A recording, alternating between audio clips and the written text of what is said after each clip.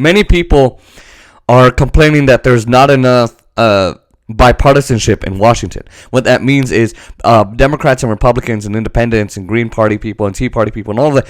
Well, they're Republicans, but anyway, Republicans, Democrats, and sometimes Independents working together. And most of the time, I don't want it. And here's why. Because it's for the bad things. It's for the worst things ever that they work together. Wall Street deregulation, giving weapons to horrible human rights abusers, war in the Middle East, tax cuts for the rich, or all kinds of things, right? I don't know. Now,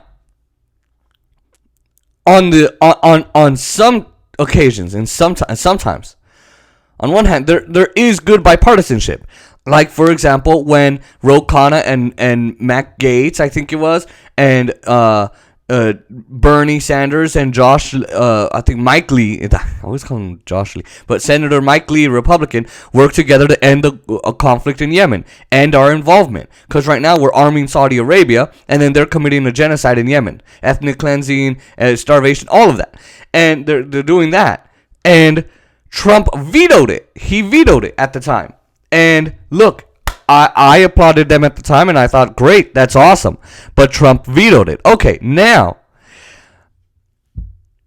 there's a problem.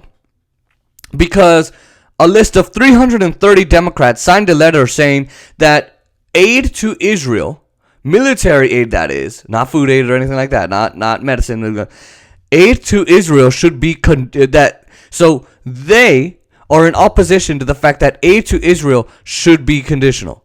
So what they're saying is, we don't care, we want Israel to be armed at all times, and we want to help with that.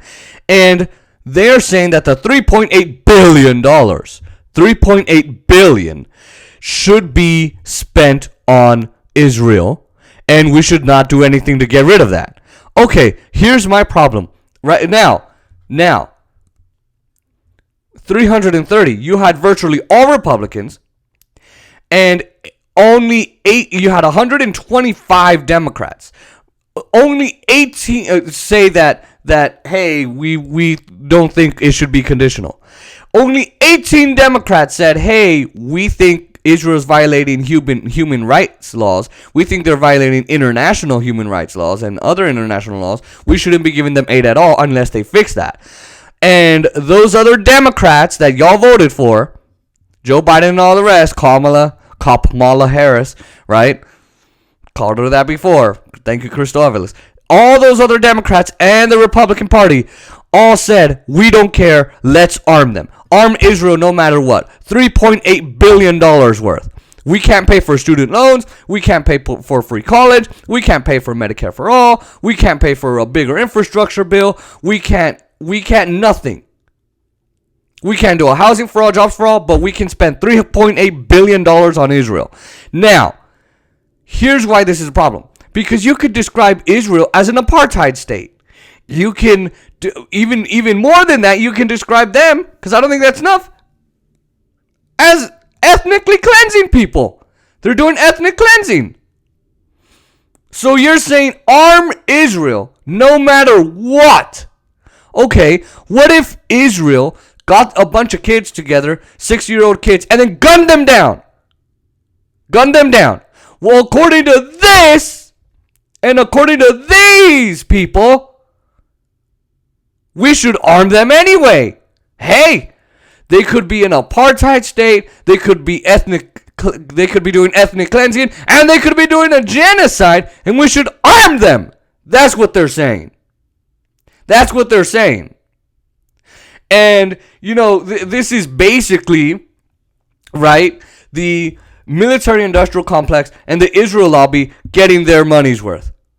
Because our politicians, both Democrats and Republicans, everyone thinks it's just the Republicans. Oh, how bad. No, it's both of them. Every single one are doing this. And that's the biggest problem. That's it. Now, you could say, oh my God, what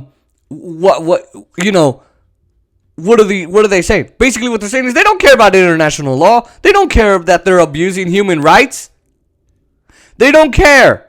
And that's why the aid should be conditional. That's why we shouldn't just be handing out aid to Israel.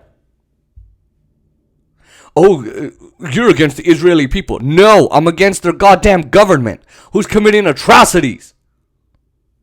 But no, our politicians, all they want to do is make Israel happy, the Israel lobby, and Raytheon, Boeing, Halliburton, Honeywell, and any other, defense contractor happy because they're making the weapons that we're selling to Israel. And a lot of times we're just giving it. Oh, it's defensive. Oh, okay. Okay.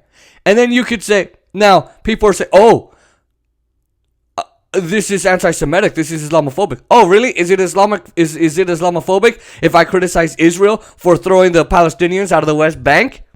Throwing them out of their homes? Is it Islamophobic if I criticize the Saudi Arabian government for beheading people in the public square or for literally decapitating one of our journalists? Is that Islamophobic? And then they say, "Oh my God, this is like BDS, the boycott, divestment, and sanctions." Yeah.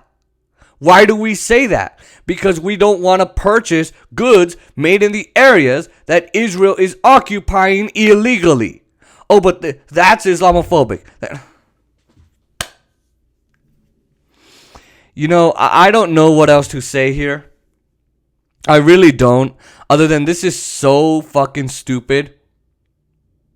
It's so stupid that only 18 Democrats said, yeah, maybe we shouldn't give these crime people, these people, aid. But hey, you've got the others scratching the back of Israel, because that's what this is. Hey, Israel, I do my shit, you do your shit, and we're still gonna back each other up. Good, buddy. That's what that is, and it's fucking annoying. It's fucking stupid that we have this kind of shit. Oh my God, this needs to stop. It really needs to stop. It's getting beyond stupid that, we have the Israel lobby getting their money's worth. But this is what you get. This is what you get with a bunch of corrupt politicians.